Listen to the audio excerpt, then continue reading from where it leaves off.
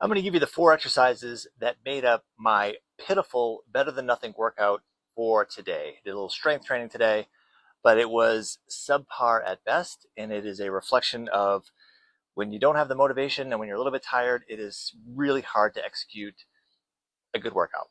But this is the Durability Project, and my name is Aaron Shaw, and this is a real deal behind the scenes, what it's like to be a health and fitness coach. I do concierge health coaching, and I do exercise and nutrition and sleep and really lifestyle management for people who are middle-aged and want to be healthy and active and live a long, healthy life and be strong. And yet when I, try to execute on these things myself, it's really hard. And I'm the first to admit that it's hard. And today was one of those days that it's just like, damn, I want to be pumped. I want to have a really good workout, and it just didn't play out. So what I ended up doing was what we call a BTN, a better than nothing. And there is something to getting into your workout space, trying to do a couple of things. Because sometimes I've had kind of the same vibe where I'm like, oh, I'm tired. It's been, it's midday right now, and I've been really busy doing a bunch of work. It is the weekend, but I've been working since before 5 o'clock in the morning because our dog woke up early with diarrhea. So it's like, it's been a day. But I just want to kind of like knock out a really good workout, do some cross training because I am primarily training for 2 bike racing events that I have coming up.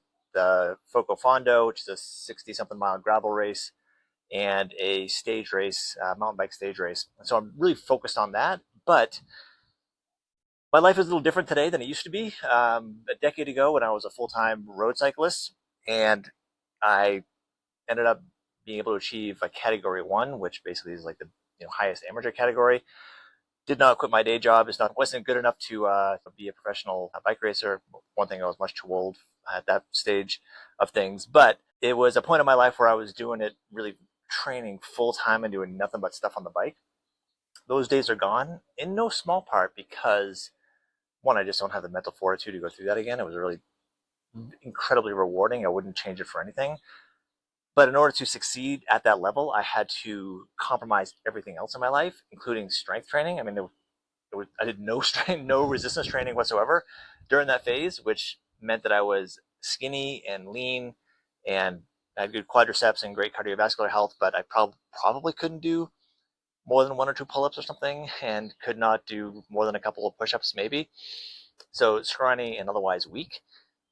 And I'm just not interested in doing that. I'm a middle-aged guy, and I realize that in order to be really healthy into my 60s and 70s and beyond, I need to have muscle. Key indicators for longevity is really VO2 max and lean muscle.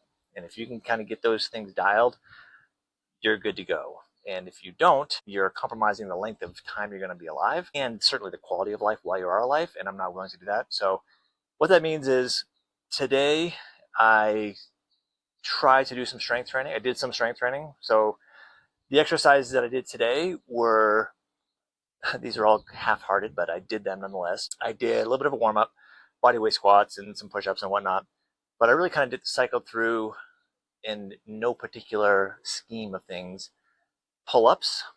And I do weighted pull-ups. So I did, I added 35 pounds onto my body weight, and I did 2 sets of 4. And then I added 20 pounds onto my body weight and did 1 set of 6, I think it was, and then another 6 or 8 with no additional weight. I did a couple sets of push-ups, not a ton, because tomorrow I'm doing a big ride, and when my triceps are sore, once I'm out on the bike for a couple hours, my arms are so friggin' tired, and I'm already trying to focus on my legs. If my arms poop out, I'm going to smash my face on the stem of the bike, so don't want to do that. So I did some push-ups. I did single leg RDLs with 35-pound dumbbell in my hand. Again, not a ton of weight, but trying to activate some different muscles in my hips that I don't really, in a different way than I get when I'm cycling. And incline bicep curls. So I have to say that if you want to activate your bicep and you want to get a no-joke good bicep burn, I mean, one, doing pull-ups is a great thing, activate your bicep and forearms and whatnot, but do incline dumbbell bicep curls. You get that elongation from being in an inclined position. And research shows that when you get a really good stretch on a muscle as you're doing resistive training, that you get a little bit more activation. If you haven't done that before, try it. You will be a little bit more sore than you may otherwise be, but it's a good return on investment. And that's the main focus of my life right now. Time is short. I'm in the second half of my life. So everything has to have a return on investment. I'm not willing to do shit that doesn't interest me and doesn't have a value to me. But flip side of that is when something is meaningful, I will do it. Such as, I don't know if you can see this, but I got a bird feeder behind me. Yes, I like birds. That's my jam. So if something brings me joy, damn it, I'm going to do it.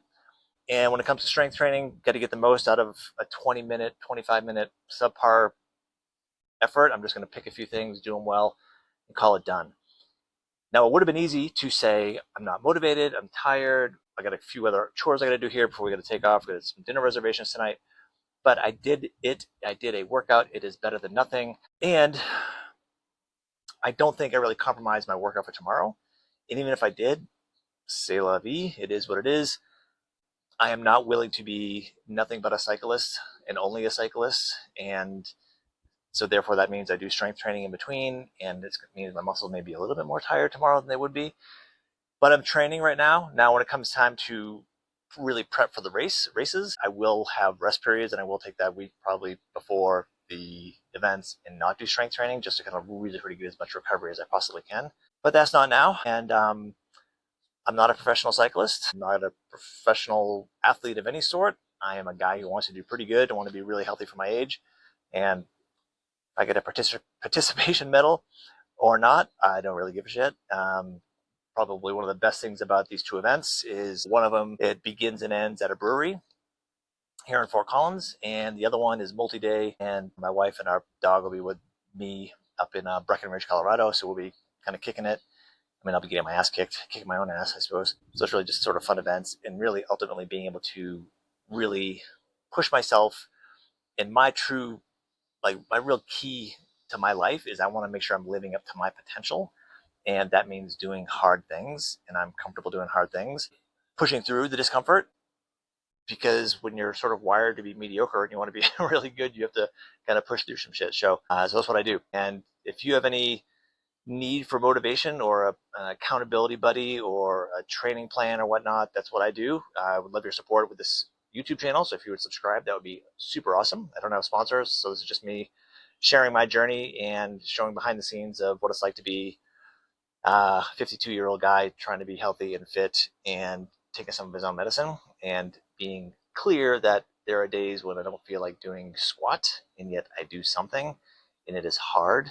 It kind of sucks, and it feels good to be done, but that is truth in advertising, and that's what I do. So if you have any questions or want me to deep dive into any other topics or anything specific about my training, I will. And I think that because I have a big ride tomorrow, I will debrief after that ride. And I think what I'm going to do in one of these upcoming vlogs is I want to show the graph that I use for reference that shows, or historical training load that I use on Training Peaks, which is this platform that I download all my training data onto, my cycling data onto, and it really kind of helps guide me for how much training load to put on, when to take a rest, and really try to like align the stars intentionally for certain days where I really want to be as sharp as I can be. So maybe I'll show that, which is kind of interesting if you're a nerd. So that's what I got. And until next time, thank you for watching, and peace out.